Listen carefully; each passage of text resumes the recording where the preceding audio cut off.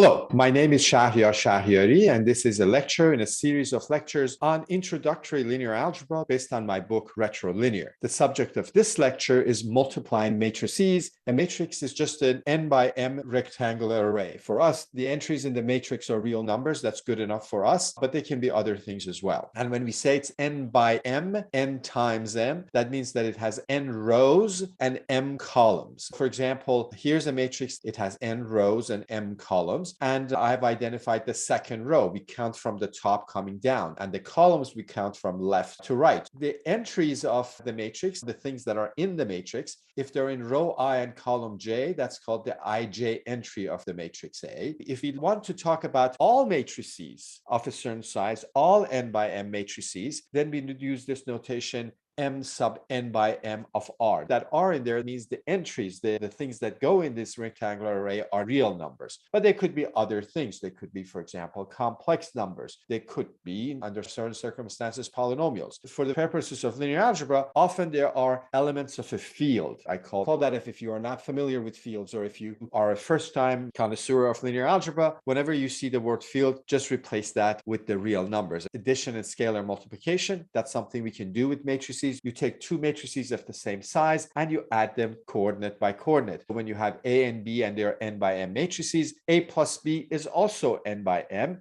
and the IJ entry of A plus B is going to be the sum of IJ entry of A and IJ entry of B. Similarly, scalar multiplication means you take a matrix and multiply it by scalar. The scalar comes from the same field that the entries of the matrix come from, real numbers for the most part, and you just take that scalar and multiply it by every entry in the matrix. These are vector space operations. In a vector space, you play two games, addition and scalar multiplication. These are the vector space operations of matrices. Our question is, can we multiply matrices? So we want to see how we can do that. We're going to start with two vectors, then a matrix and a vector, and then two matrices. Let's start with multiplying two vectors. If I have a 1 by n row vector and an n by 1 column vector, then I define their product. I multiply them entry by entry and then add them. This is the dot product. So you take two vectors of the same size, but one is a row vector, one is a column vector, and you multiply entry by entry and you add them and you get a scalar. You need all of these to be real numbers, or if not, they have to come from the same field because you have to be able to multiply and add them.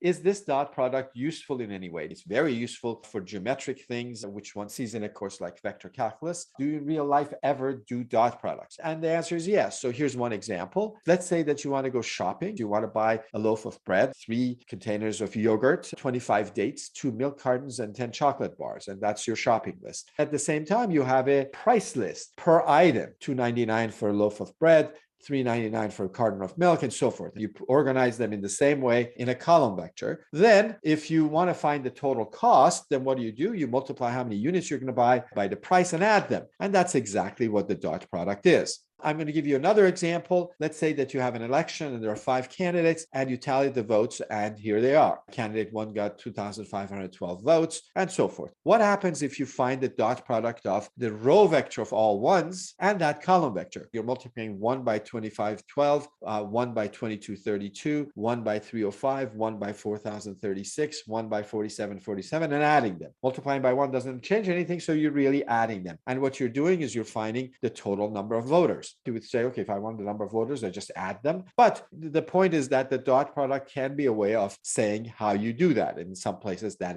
ends up being useful. Let's go on to multiplying a matrix and a vector. We're going to look at one example and then extract out of that what we did, and we'll call that the multiplication of a matrix and a vector. Let's say you want to build scooters and you're going to use frames, bars, wheels, clamps, and bearings. This is a simplified model of a scooter. Let's say those are the 5 things you need to build a scooter, and you're going to build 3 types of scooters: Calimirna, Cadota, and Sierra. Those are the names of your scooters. And you have an input-output table that tells you to build any one of these kinds of scooters, how many of the inputs, the frames, the bars, the wheels, the clamps, and bearings you need. That table is right here. For example, if you want to build a Sierra, you need 1 frame, 1 bar. I'm looking at the 3rd column, 5 wheels, 3 clamps, and 6 bearings. Or if you want to build a Cadota, though, you need 1 frame, 1 bar, 4 wheels, 1 clamp, and 5 bearings. This table tells us how much of each input do you need to build 1 unit of the output. Now, what's the question?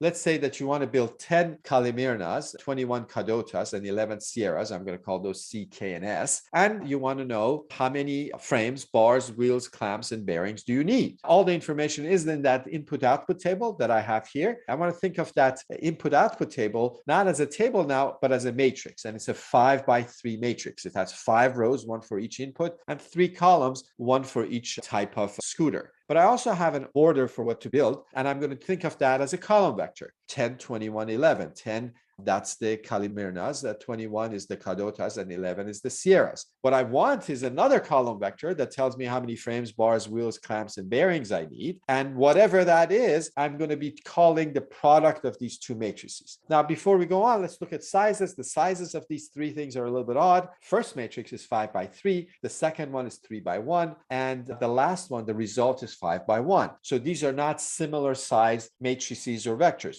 5x3, 3x1, 5x1. The fact that this 3 and that 3 are the same is crucial because the number of columns of the first matrix indicated the types of scooters that we were going to build. And the number of rows of the column vector is also the same thing because it tells us how many of those scooters we're going to build. So it's important that the number of columns of the first matrix be the same as the number of rows of the second matrix. And then the resulting matrix is going to have the same number of rows as the first matrix because it's going to have one row for each of those frames, bars, wheels, clamps, and bearings. And it's going to be only one column because we just need one number for each one of those things. Let's think about how many wheels I need. How did I get that 159 wheels? You need to focus on the row that says wheels. All the other rows of the first matrix, the ones about frames, bars, clamps, and bearings, are irrelevant. You only need to worry about the third row because that's the row for wheels. And you need to worry about how many things you were going to build. You were going to build 10 type C scooters, and each one of those needs 2 wheels, so that's 20. You were going to build 21 Ks. Each of those needs 4 wheels, so you multiply 4 by 21, you get 84. And then 11 Sierras, each of these needs 5 wheels. 5 times 11 is 55, and then you have to add them, and if you do that, you get 159. You just did the dot product.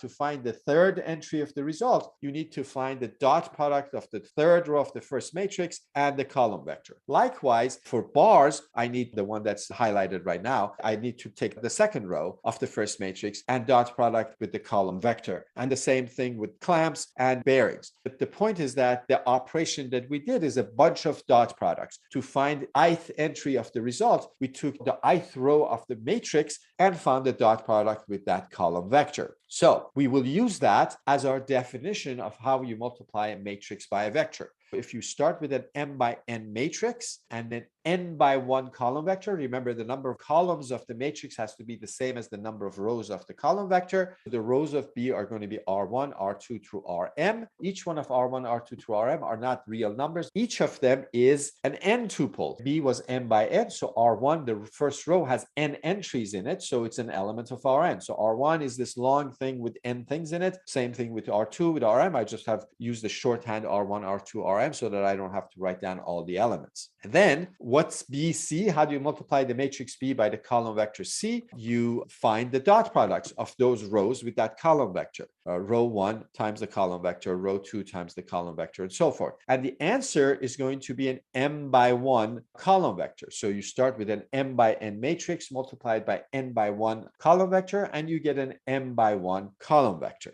This way of multiplying odd size matrices and vectors together and getting another vector comes in solving systems of equations. Consider the system of linear equations. 3x minus 2y plus 5z minus 8w equals 3, minus 2x plus 3y minus 2z plus w equals 5, and 15x minus y plus z minus 2w equals 7. I've got 3 equations and 4 unknowns. I'm not interested in solving it. I'm interested in reformulating this as a matrix equation. A is going to be the coefficient matrix. So A is going to have as many columns as the variables, in this case 4. The first column is going to be for x, then y, then z, and w. And I put those labels on top. Those are not a part of the matrix, but I'm putting those labels so that you can see that the second column, for example, is the y column. And what it has is minus 2, 3, and minus 1. And those are the coefficients of y in those 3 equations. The coefficient matrix is different than the augmented matrix. Augmented matrix is what you would use in the Gauss-Jordan elimination, or what I like to call the methods from the 9th chapters to solve a system,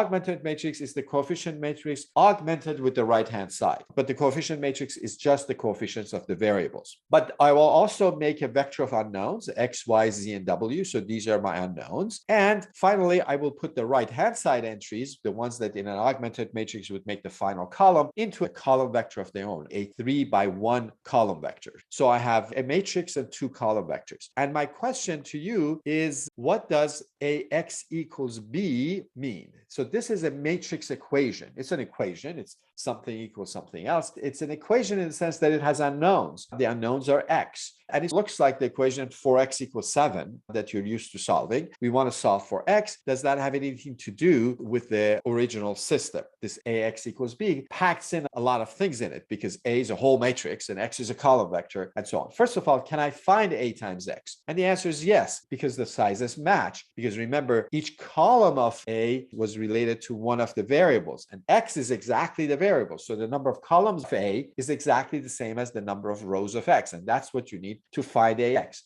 A times x, on the other hand, is going to be 3x1, which is what b is. So I could ask, I want an x such that when you do a times x, you get the same column vector as b, which is 3x1. What does ax equals b say? Ax means you take the matrix A and multiply it by the column vector x. And we know how to do that. We take the first row and find the dot product with the column vector. So we get 3x minus 2y plus 5z minus 8w for the first entry. And second entry is the second row times the column vector, minus 2x plus 3y minus 2z plus w, and so on. Note that these are actually the left-hand sides of the equations that we had. And we want to solve ax equals b. So we want an x, a set of unknowns, such that ax is b. The first vector is a fat vector, but every entry is just one thing. 3x minus 2y plus 5z minus 8w is just one number. As long as you know what x, y, z, and w are, you would know what number that is. How can these two column vectors be the same? 3x minus 2y plus 5z minus 8w has to be 3. Minus 2x plus 3y minus 2z plus w has to be 5. 15x minus y plus z minus 2w has to be 7. So we are trying to find x, y, z, and w that simultaneously satisfy all three equations. That's exactly what solving a system of linear equations means, finding x, y, z, and w that simultaneously at the same time satisfy all three equations. So this is the same as the original system. And the advantage is that we have compacted the whole system into this very tiny thing, ax equals b, and that will be both theoretically and computationally helpful. So the matrix equation ax equals b represents a system of linear equations. When you write ax equals b, you're talking about a system of linear equations with coefficient matrix A, vector of unknowns x, and the right-hand side vector b. As soon as you see ax equals b, you can translate it to a system of equations, and vice versa. You can start with a system of linear equations and turn it into ax equals b.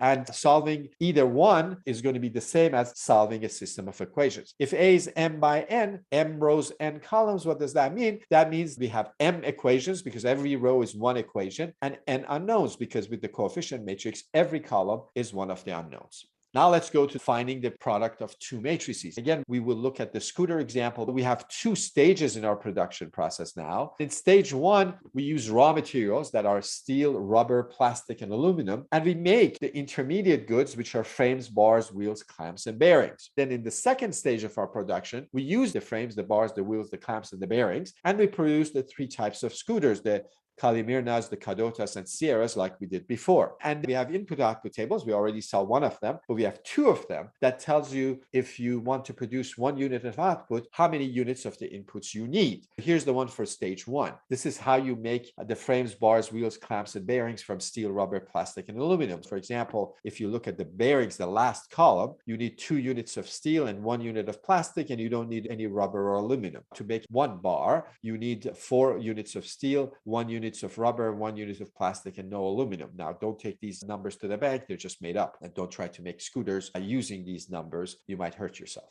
And we have the previous one. How much frames, bars, wheels, clamps, and bearings you need to make one Kalimirna or one Kadota or one Sierra scooter. we want to come up with a third table that relates the raw material to the final product. So I want to know a Sierra, how much steel does it need? Or a Cadota, how much plastic does it need? All the information is here, but we're going to combine them into one. We want a table relating the raw material to the finished products. All the needed information is in the two input-output tables. And whatever we have to do to the two tables, we're going to think of that as matrix multiplication. So we're going to first do it. And then from that, we're going to say, okay, that's a good way to define matrix multiplication. We have raw materials, steel, rubber, plastic, aluminum, and we have intermediate goods, frames, bars, wheels, clamps, and bearings. And we have a input-output table written as a matrix, and I've shortened the names. It's a 4x5 table. So that was going from raw materials to intermediate goods. And then I have also one going from intermediate goods to scooters. I have frames, bars, wheels, clamps, and bearings, and from those I make Calimernas, Cadotas, and Sierras.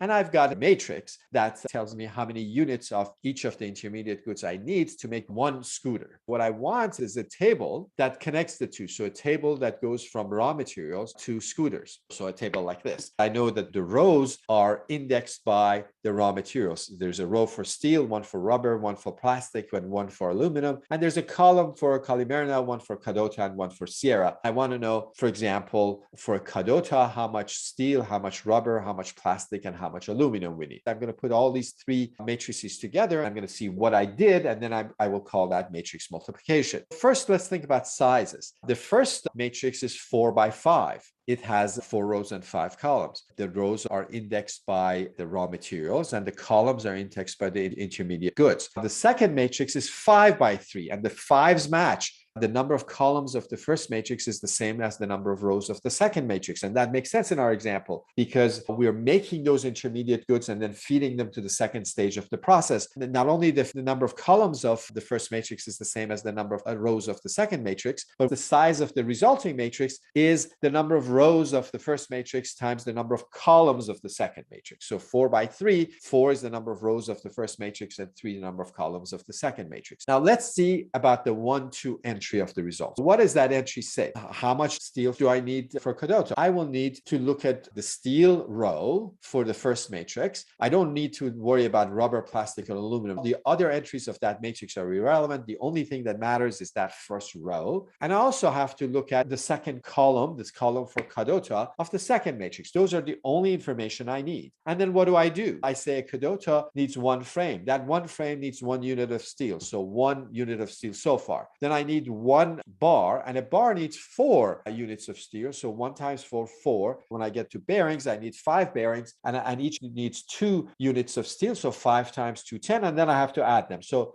I have 1 times 1 plus 4 times 1 plus 0 times 4 plus 1 times 1 plus 2 times 5. And that's going to be 16. What I did was I found the dot product of that row and that column. So the 1-2 entry of the result was the dot product of the first row of the first matrix and the second column of the second matrix. Let's look at the 3-3 entry of the result. How much plastic does a Sierra scooter need? Which row and column do I have to look at? I need to look at the third row of the first matrix. That's the plastic row. And the third column of the column matrix, that's the Sierra column. So I look at those two. And again, I find their dot product. You again get 16. Now, you should not be fooled. Whenever you multiply 2 matrices, you don't always get 16 for every entry. What we have is that to get that 3-3 entry, we find the dot product of the third row of the first matrix and the third column of second matrix. So this is how we're going to define matrix multiplication. A is an n by n matrix. B is an n by s matrix. If I multiply A by B, then the number of columns of A, which is n, should be the same as the number of rows of B, which is n also. Then AB is going to be an m by s matrix. The number of its rows is going to be the same as the number of rows of A. The number of columns is going to be the same as the number of columns of B. And the ij entry is going to be the dot product of row I of A and column j of B. So you take row I times column j, and that gives you the ij entry of the result. If I want to write that slightly differently for you, then I write A according to its rows. The first row is R1. Again, that's not a real number.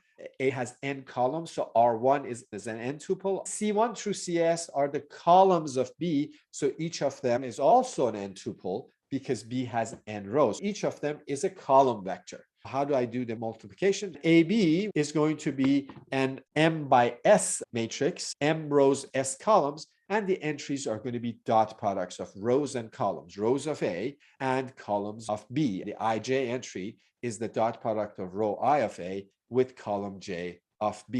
That's the definition of matrix multiplication.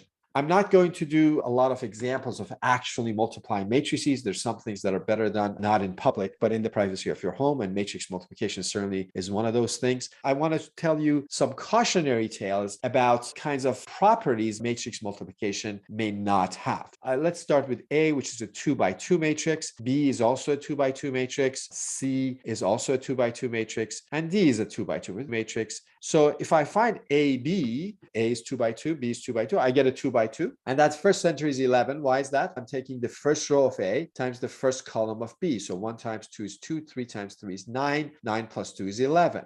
What is the 1, 2 entry? I take the first row times the second column of B. So 1 times minus 1 is minus 1. 3 times 2 is 6. Minus 1 plus 6 is 5. So the next entry is 5. And you can do the rest of them, and you get 33 and 15. It's not usually the case that if you can find AB, you can find BA, because sizes may not match. But in the case of square matrices, 2 by 2 matrices, for example, you can. So you can find B times A as well. And if you do that, if you find B times A, you will see that B times A is actually quite different. For example, why is this entry minus 1? Because if you take the first row of B times the first column of A, you get 2 times 1, that's 2. Minus 1 times 3, that's minus 3. 2 minus 3 is minus 1. And these two things are not the same. The conclusion is that AB is not the same as BA. So matrix multiplication is, unlike multiplication of numbers, is not commutative. You might find that disquieting and not be happy about that. But the fact of the matter is that not being commutative is much more natural than being commutative. When you do two operations in a row,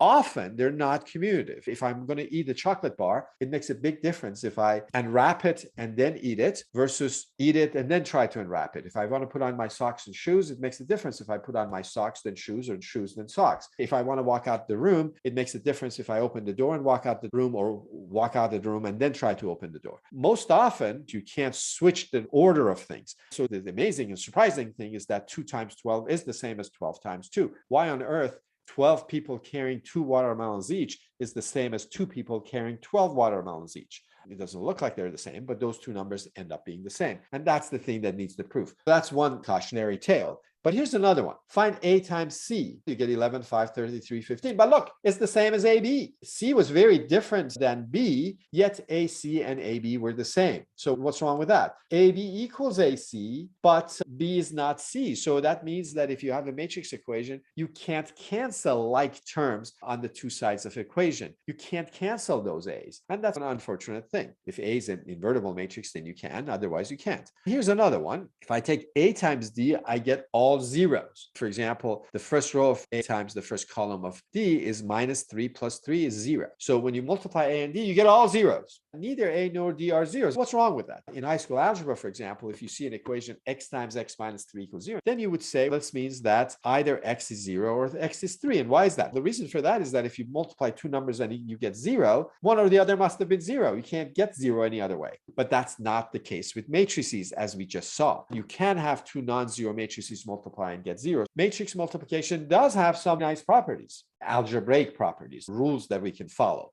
Here are some of them. So let's say we have 3 matrices and alpha is a scalar. And let's assume the sizes are compatible in the sense that if I write AB, then the number of columns of A is the same as the number of rows of B, so that I can multiply them. The sizes have to match in the right way. One property is associativity. A times BC is the same as AB times C. Another one is distributive. A times B plus C is the same as AB plus AC. And because matrix multiplication is not commutative, I want to say the other one too. B plus C times A is also BA plus CA. But it's BA plus CA. It's not AB plus AC. And alpha times BC is alpha times B times C, or the same as B times alpha C. I'm not going to give you a proof of these. The proof of the pudding is in the eating. You have to do the two sides and see that they're the same. So you write generic matrices for A, B, and C. If you have to add them, you add them. If you have to multiply them, you multiply them, and you do the two sides and see that they're the same. Doing that for the last 3 is just tedious. You can definitely do it. The first one, though, is actually quite messy. I will have a proof for associativity, which is a very important property of matrix multiplication, in a later video. I want to give you one other example of why this matrix multiplication, this weird way of multiplying rows by columns, is something that we might want to do. And this one is from graph theory. A graph, like the one that I have here, has vertices and edges. Vertices are the nodes. In this graph, there are 5 vertices, and the edges are the line segments between some of the vertices. For example, here, there's an edge between 1 and 2, but not between 1 and 3 or 1 and 4. Some of the vertices are adjacent to other vertices. When we say adjacent, we mean that there's an edge connecting them, and some are not. What I'm going to do is arrange the information that I have in a matrix, and this is called the adjacency matrix of the graph G. Adjacency matrix has as many rows and columns as the number of vertices of the graph, and in fact, the rows and the columns are indexed by the vertices of G. I've put labels on the rows and the columns, and those indicate those vertices. But what are the entries? What are those ones and zeros? First of all, there are only ones and zeros in there. No 2 5s or 8s or minus 5s, just ones and zeros.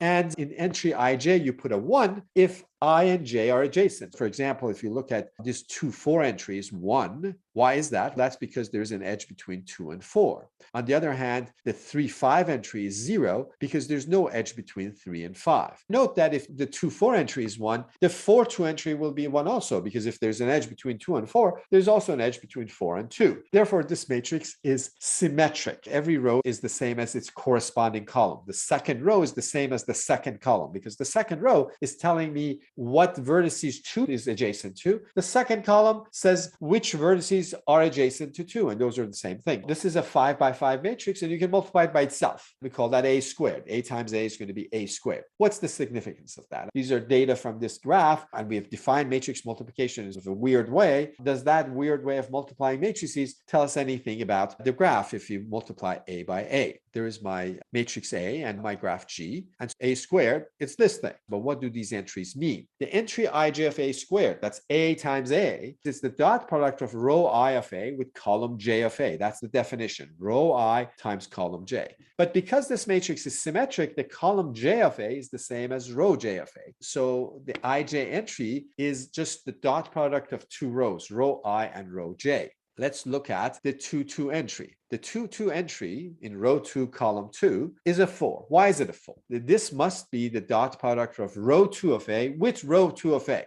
So I'm taking row 2 of A and finding the dot product with itself. Whenever there's a 1, I get 1, and then I add them. There's 4 ones, and I get a 4. But why was there 4 ones in that row? In the graph, the vertex 2 was adjacent to 4 other vertices, and that's why there were 4 ones in that row. So this 4 is telling me how many vertices is 2 adjacent to. And that works for every one of those diagonal entries, the II entries. Those diagonal entries are what's in graph theory called the degree of the vertex, or the valence of the vertex, how many other vertices is adjacent to. But what about the non-diagonal entries? Let's look at the 2 4 entry and let's see why that's 2. The 2 4 entry, that's the dot product of row 2 with row 4. So we have to take these 2 rows and find their dot product. Now, there are only ones and zeros. If a 0 matches with a 1, we don't get any contribution. But if 2 1s match, then we get a contribution. This dot product is the number of matches we have, the number of ones that are in the same place. For example, here in the 3rd and the 5th coordinate, they match. How come they match? In the 3rd coordinate, they match because 2 and 4 are both adjacent to 3. In the 5th coordinate, they match because 2 and 4 are both adjacent to 5. The entry is the number of vertices that are adjacent to both of them. The ij entry of the matrix A squared is telling us the number of vertices that are adjacent to both I and j. Or another way of thinking about that is the number of ways of going from I to j with one stop. A cube will tell you the number of ways of going from one vertex to another vertex with 2 stops. This is actually useful when studying networks and trying to see how many common connections you have or how many steps away you are from someone else in a social network. Keep hydrated always, and I will see you at the next lecture, hopefully.